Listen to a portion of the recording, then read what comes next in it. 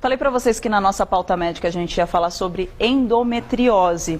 É um assunto que está todo mundo falando, muitas mulheres passam por isso e a gente vai entender o que acontece no útero, esclarecer todas as suas dúvidas e eu peço sua participação. mulheres@tvgazeta.com.br. A gente está recebendo aqui o Dr. Cláudio Basbão. Falei certo o seu sobrenome? Certíssimo, Não, Marisa. beijo. Prazer estar com você. Ele é ginecologista e a gente vai esclarecer tudo, porque está aumentando cada vez mais. Só que dizem que a endometriose é comum. É ou não é? É uma doença comum ou não? É uma doença bastante comum, não que esteja necessariamente aumentando a doença, está aumentando até em função das alterações que o mundo vem se submetendo, sim, a própria poluição, os hormônios, os alimentos, mas o fundamental é o diagnóstico. Quanto mais se pesquisar, se diagnostica, e isso é o ideal. O diagnóstico precoce, porque essa é uma doença que realmente transforma e transtorna completamente a vida da mulher. Você acha que o sistema é falho em não diagnosticar logo? Porque a mulher sempre faz aqueles exames, o tradicional, o Papa Nicolau, a colposcopia, o exame de toque e tudo mais. E com esses exames, não necessariamente a gente consegue identificar a endometriose, em alguns casos. O mais importante que eu sempre falo para os alunos, para os pacientes, é o seguinte, e para os médicos que não são especialistas, é preciso pensar que a doença existe, lembrar que a doença existe, e que meninas jovens, quando começam já a começar o início da adolescência, da puberdade, começam as menstruações, ela apresenta quadros de dor menstrual. Esse diagnóstico precoce precisa ser levantado. E o que acontece, Marisa, é o seguinte, não é nada. Entendi. Tem problema não, toma remedinho para dor. Eu vou te dar uma pílula para controlar, você vai enganar a doença. Você fica mascarando aquela inflamação. Completamente. E esse processo progride malgrado o sintoma não ser tão intenso. Eu tenho até uma foto de um útero, coloca aqui, a gente vai explicando melhor. Você falou isso que é do início, desde que a menina já tem o primeiro ciclo menstrual, ela já corre o risco de ter por conta das escamações. O que acontece lá dentro? O que vai acontecer, o processo é o seguinte, aqui temos um útero, trompas, ovários, vagina, o corpo e o colo. O útero, dentro tem um endométrio. Endométrio é o tecido que descama. Se eu puder mostrar aqui ó, é fácil. Aqui nós temos uma figura, um modelo, não é? Neste modelo a gente tem em perfil, não é? O útero e a cavidade uterina.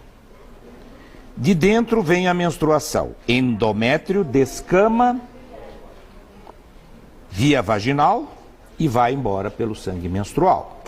Parte disto, agora neste bonequinho, nós temos o útero, as trompas, os ovários, o corpo uterino, a cavidade uterina, daqui desce isto e desce a menstruação pelo colo, pela vagina e sai aqui fora.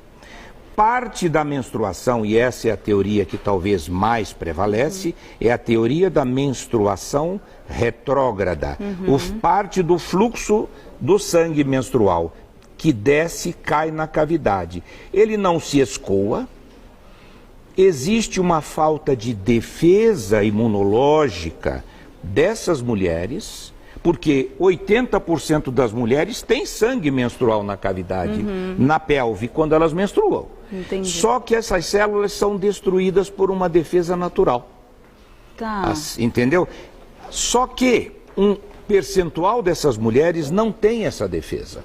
Essas células sobrevivem, elas são tecido endometrial vivo, ficam vivas e elas se implantam, elas se grudam nas estruturas. Esse canal, é isso? Não chega a fechar necessariamente? Essas células semeiam dentro do abdômen, em cima do ovário, em cima do útero, vai em tudo quanto é lugar. Espalha no intestino, nos intestinos, mais delgado e grosso, bexiga que fica aqui na frente.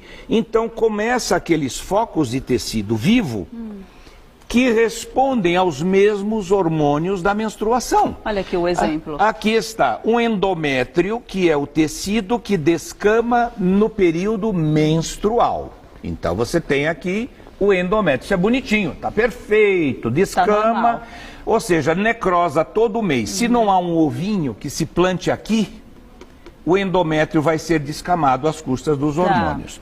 Mas o que acontece na endometriose, essa é a teoria da menstruação retrógrada, parte do sangue desce e vai sair nas trompinhas que estão saindo aqui, cai dentro do abdômen e, não havendo defesa, essas células começam, se elas pensassem e falassem, elas vão dizer: olha, nós somos endométrio, os hormônios que vão causar a menstruação vão já causar, e nós estamos fora do lugar, mas a gente é endométrio, então a gente vai sangrar, a gente vai criar uma lesão, uma feridinha que vai surgir aqui. Então, criam-se áreas, vamos chamar de lesões destrutivas. Isso fora que ele já tinha falado, tudo aqui na região. Tudo também. Fora, dentro da cavidade. Você vai ter ovários, bexiga e tudo mais. Atinge intestino, então eu tenho casos gravíssimos que são lesões que atingem bexiga, você tem que tirar um pedaço da bexiga, que lesam o intestino, geralmente o sigmoide. É muito grave. Muito grave. É uma doença que, sempre eu disse assim, uma doença enigmática, uma doença que não tem, teoricamente, uma causa. Antes da gente falar de todo o tratamento, o diagnóstico que precisa ser feito, é interessante a gente falar dos sintomas, porque em muitos casos não tem sintoma nenhum. Em geral, tem sintoma. O sintoma é a dor, o sintoma é a cólica menstrual, é a dor ao coito, a dor na relação sexual. Muitas vezes impeditiva da harmonia sexual. Seja namorando, seja com noivo, seja com marido, e num processo de evitação dramático, levando à desestruturação da vida pessoal desta mulher. Mas isso é a maioria dos casos, quando vai estar no ato da relação, sente dor. Ou mesmo antes, é uma mulher que se queixa de dor. Isso cria um problema de ordem pessoal, de ordem profissional. Um nível, isso tem estudos mostrando que a quantidade de horas que uma mulher perde por semana corresponde a mais do que um dia de trabalho toda semana. Olha o custo disso. Dá mais. Exatamente. Para pensar nisso. Entendeu? Há uma perda por mês, digamos, de mais de 40 horas por mês de trabalho. Olha o custo que isso simboliza e representa numa empresa e pessoas em posições-chave. Por Deus o livre, você tivesse isso, você não estaria aqui agora. Não. Olha o prejuízo. Exatamente. E muitas pessoas realmente estão passando por dores incapacitantes. Então, o diagnóstico precoce, pensar na doença e a busca de profissionais que conheçam a moléstia, porque, desculpe os próprios colegas ginecologistas, e todos sabem, o fato de ser ginecologista não quer dizer que ele tenha aptidão ou esteja preparado para tratar essa doença. Isso deve ser feito por profissionais com conhecimento ou centros especiais de tratamento de endometriose. Eu ia até perguntar isso para você, que a gente acha que qualquer ginecologista, não, é aquilo que ele falou, você precisa realmente pesquisar para ver aonde é que vai e ver a especialidade desse ginecologista, se dá para fazer o tratamento adequado. Tem casos cirúrgicos, até queria mostrar alguns casos aqui, pode colocar a imagem. Uma imagem. Que processo cirúrgico é esse? Isto aqui é a videolaparoscopia.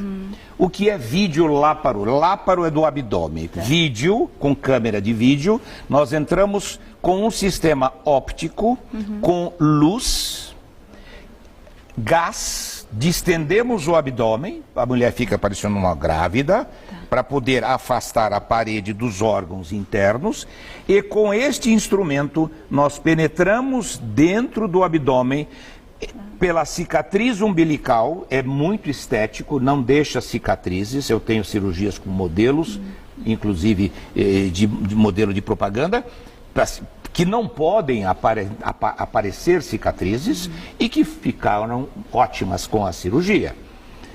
São punções de 5 milímetros, são mais finas do que esta caneta.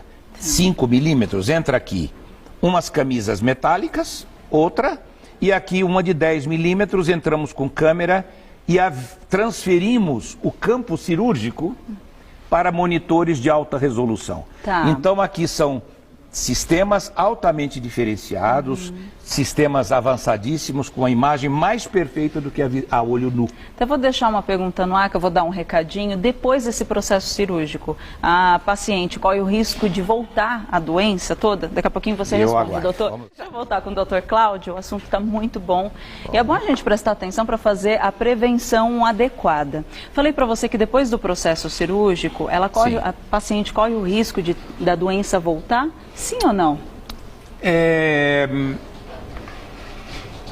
A gente pode dizer que a endometriose, ela não cura, mesmo com os bons tratamentos. Nós tratamos de uma forma o máximo de eficiente para que não necessite uma nova intervenção.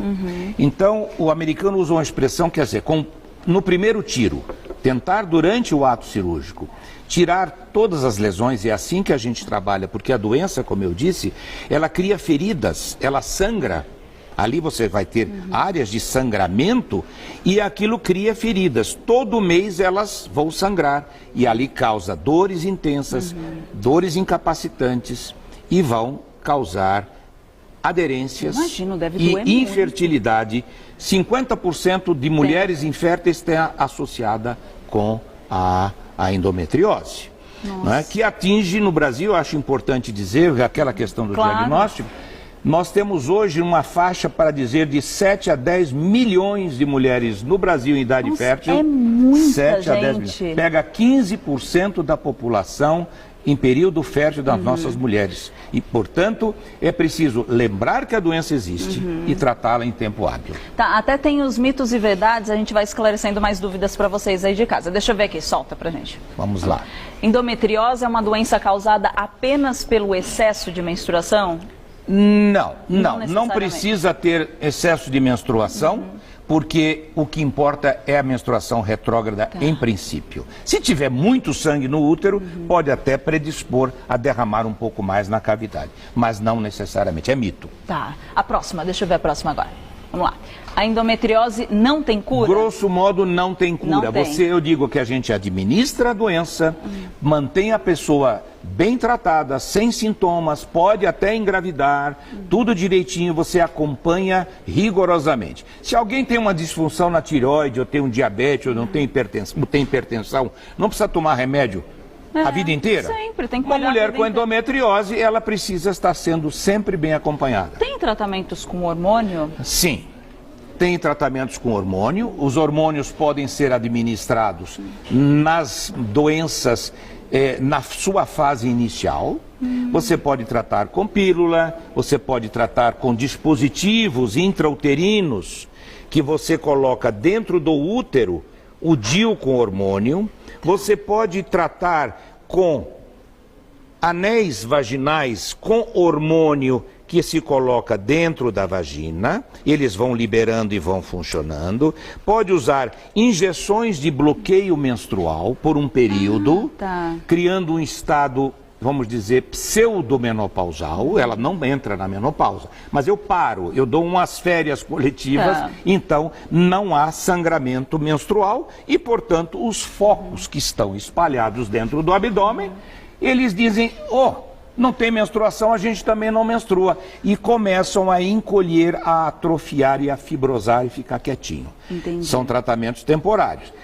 O tratamento nas doenças, quando ela aprofunda, quando ela dá cistos grandes, destrói ovários, destrói intestino, destrói bexiga, aí temos que tratar com videolaparoscopia, sim, e esses casos requerem tratamento com hormônio a posteriori, às vezes pela vida inteira. Nossa, mas aí é um cuidado muito grande que tem que ter. Sabe uma dúvida que eu fiquei, que você falou assim, que causa infertilidade, e a maioria dos casos está relacionado a isso. Isso é no começo, quando já vou diagnosticar endometriose, ok, estou bem no começo, aí eu consigo engravidar, mas se eu tiver já um estágio avançado, eu consigo mesmo assim engravidar ou não? Cada caso é um caso, mas sim, nós temos, geral. Claro, se a doença evoluiu com tal grau de comprometimento, que destruiu órgãos que você precisou tirar o útero, ela não vai engravidar. Mas muitas vezes você faz o tratamento cirúrgico, complementação clínica, cria condições anatômicas e funcionais e às vezes complementa com a fertilização in vitro. Essa mulher vai engravidar e vai ter filho. Então, nunca abandonar e dizer, eu tenho endometriose, você que está vendo aí o programa pensando, bom, eu estou assustada, eu estou com endometriose, eu não vou ter filho. Vai, calma mesmo. Por isso que eu fiz essa pergunta, já para a gente tirar esse fantasma da cabeça das mulheres. Isto é um mito. O tratamento, claro que diagnóstico precoce, tratamento eficiente, acompanhamento cuidadoso, dá todas as chances para essas mulheres terem filhos. Até você falou da retirada do útero. Tem casos, eu não sei se é uma questão rara, sou leiga no assunto, tem casos que a pessoa volta até a doença, tem endometriose mesmo sem ter útero? Sim, porque veja, se a doença começou, se a moléstia começou vindo por aqui, ela já se espalhou dentro do abdômen. Mesmo que eu tire este órgão, continua em volta. A doença já está implantada e aprofundada. Você falou no intestino, em outros órgãos sem também. dúvida, entendeu? Então, o que causa, o que alimenta a endometriose são os hormônios da mulher. Por que um endométrio cresce e a mulher menstrua? Porque ela tem estrogênio, que faz crescer o endométrio, e a progesterona, que faz descamar. Se ela tem estrogênio, os focos de endometriose vão crescer. Por isso que quando ela vai chegando na menopausa e chega, os estrogênios desaparecem, a menstruação para. O que é que acontece com os focos? Eles vão dormir e vão morrer. Então, por isso, nas vésperas do período já da menopausa, a possibilidade desta mulher estar sendo acompanhada já nos facilita bastante. Mas é uma guerra, porque o hormônio da mulher altera, assim, a cada, 2, 3 anos, é uma transformação. Eu que estou chegando nos 30 e todo mundo brinca, você é novinha. Mas existe a explosão, existe a transformação e a gente precisa sempre se adaptar. O humor altera, o seu ciclo menstrual também altera. Sim. A gente precisa observar tudo para passar toda essa informação. E a medicina é preventiva. Medicina requer acompanhamento. Eu digo, tem certos pacientes que chegam, eu vim fazer a consulta, menina, faz tempo que você não vem aqui, 3, 4 anos, isso não é medicina preventiva. Não. Muitas já vêm com a doença avançada, como no caso da endometriose, o doutor deu analgésico, engana, deu pilulinha, engana, ela tinha 12, 13, 14, 15, namorou, noivou, casou, vai ter filho, está com 20 e tantos anos, agora eu quero filhos. Aí vai lá agora que começa a fazer... Agora a endometriose já está avançada. Aí vem a dificuldade para ter seu filho. E aí dizem, foi a pílula. Não foi a pílula. Sempre colocam culpa. Não foi a pílula que causou, não foi a pílula. A pílula estava enganando a endometriose, no caso de ser endometriose. Tá certo? Porque a frequência é muito maior do que se pensa. Deixa eu ver mais um mito e verdade aqui. Vamos lá. Vamos lá. A falta de tratamento da endometriose pode fazer com que a doença atinja outros órgãos? A gente estava falando exatamente sobre isso. Exatamente. Mas de repente alguém que trocou de canal, a gente pode falar de novo. Então, sem dúvida, se não tratar, a doença é progressiva, ela é insidiosa, ela vai aprofundando e paulatinamente vai destruindo órgãos vitais. Eu sei que depende de cada pessoa, mas a gente está falando de um modo geral aqui para exemplificar para quem está assistindo. Quanto tempo avança para chegar num estado gravíssimo? Olha, o maior problema, eu diria para você, que é o seguinte, não só quanto tempo avança, quanto tempo se demora para diagnosticar. Em nosso meio, alcança a faixa absurda, até 10 anos, uma pessoa que está com endometriose, com sintomas, se dizia de 7 a 10, eu prefiro dizer, gente...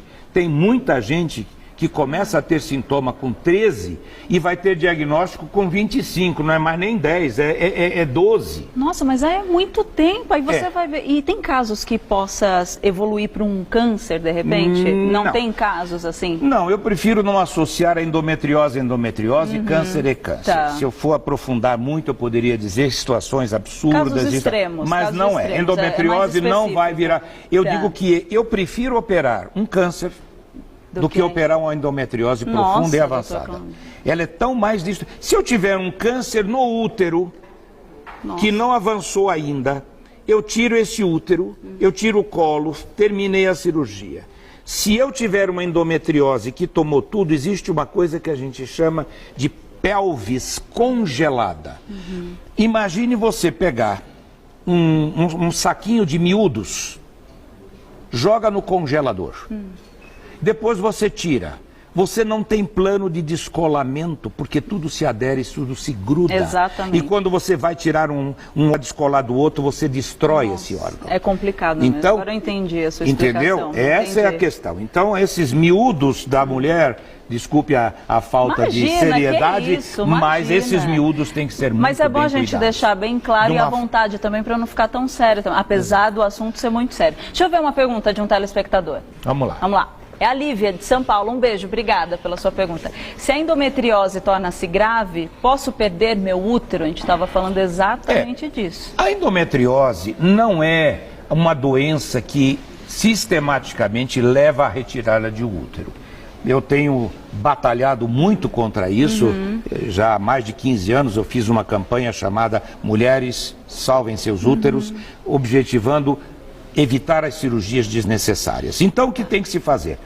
Se esse útero, se este órgão muscular que é o útero, endometriose invade esse músculo, chama-se adenomiose. É uma endometriose do próprio músculo uterino. Tá, entendi. Causa dores intensas porque, sabe como eu chamo isso? Como que você chama? Dor de roxo.